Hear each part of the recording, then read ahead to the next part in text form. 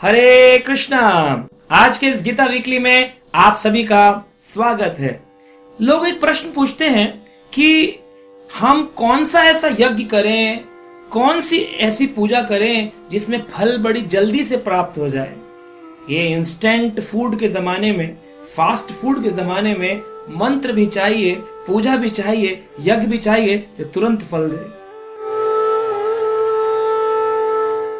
तो उसी के लिए भगवान श्री कृष्ण ने भगवत गीता में 10वें अध्याय के श्लोक संख्या 25 में अपने ऐश्वर्यों का वर्णन करते वक्त ये बात बताई कि कलयुग में कौन सा यज्ञ तुरंत फल देता है।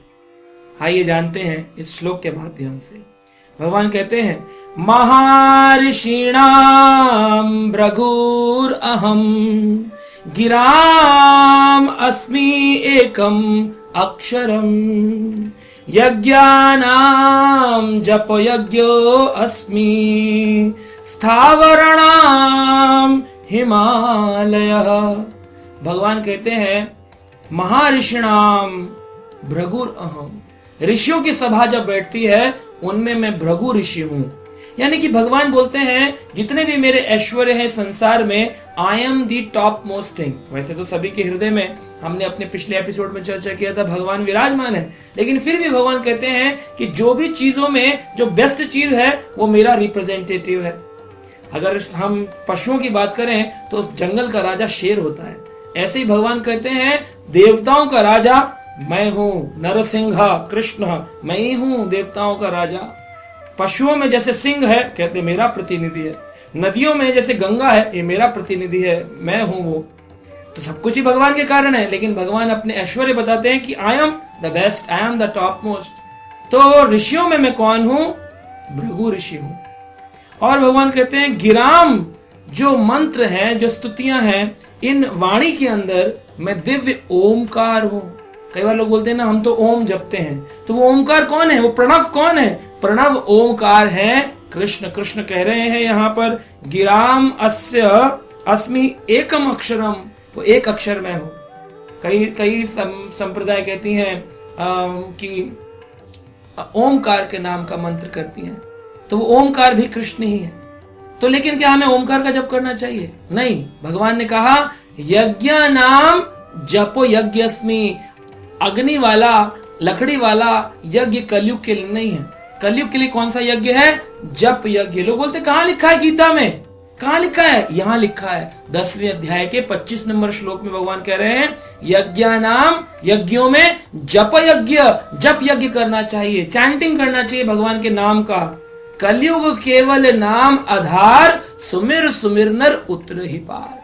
अगर कोई व्यक्ति नाम को सुमिर करता है, जप करता है, सभी संप्रदाय करती हैं। हम देखें, सिख लोग भगवान के नाम का स्मरण करते हैं, इस्लामिक लोग तस्वीर पे भगवान के नाम का स्मरण करते हैं, क्रिश्चियन लोग रोजरी पे भगवान के नाम का स्मरण करते हैं। तो हम जो सो कॉल्ड हिंदूज हैं, जो कि सनातन धर्मी हैं, हम लोग क्यों भगवान के नाम का जप नहीं करते हैं? यज्ञ नाम जप यज्ञ अस्मि। अगर सही में यज्ञ करना है तो बड़े बड़े कुंड बनाकर घी लकड़ी ये मत लगाइए, हरि नाम का यज्ञ करिए। और कहते हैं स्थावरण नाम हिमालय, स्थावरों में मैं हिमालय हूं। तो ये भगवान की अपनी विभूतियां हैं। तो कौन सा जप करना चाहिए?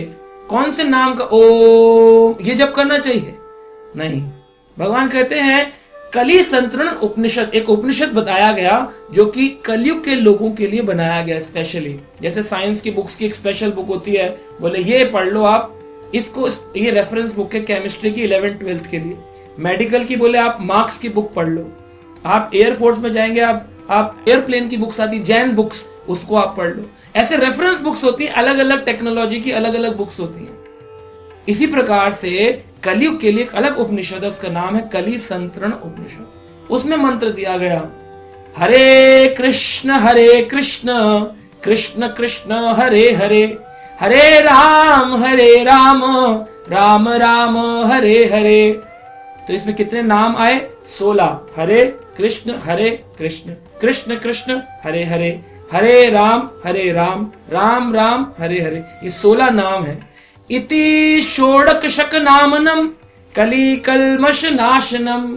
ये 16 नाम कलयुग के कलमश का, स्ट्रेस, टेंशन, डिप्रेशन, एंजाइटी विनाश कर देंगे। इति षोडशक नामनम कली कलमश नाशनम, नत पर तरो पाया, इसके ऊपर कुछ भी नहीं है। नत पर तरो पाया, पर यानी ऊपर, कुछ भी नहीं है। सर्व वेदेषु दृश्यते, सारे वेदों ने ये बात दिखाई है ना। तो हमको कोई और मंत्र नहीं ढूंढना चाहिए। हो सकता है भगवान कृष्ण के भी अनेक मंत्र लोग जपते हो, जानते हो, वो सारे मंत्र हो सकते हैं, लेकिन ये महामंत्र है।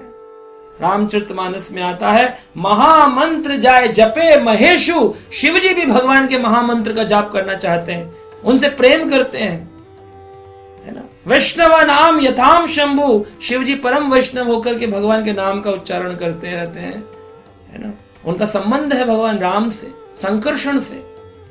तो इस प्रकार से हम देख सकते हैं 16 नामों का मंत्र, महामंत्र जपना चाहिए। ये सबसे बड़ा यज्ञ कलयुग का है।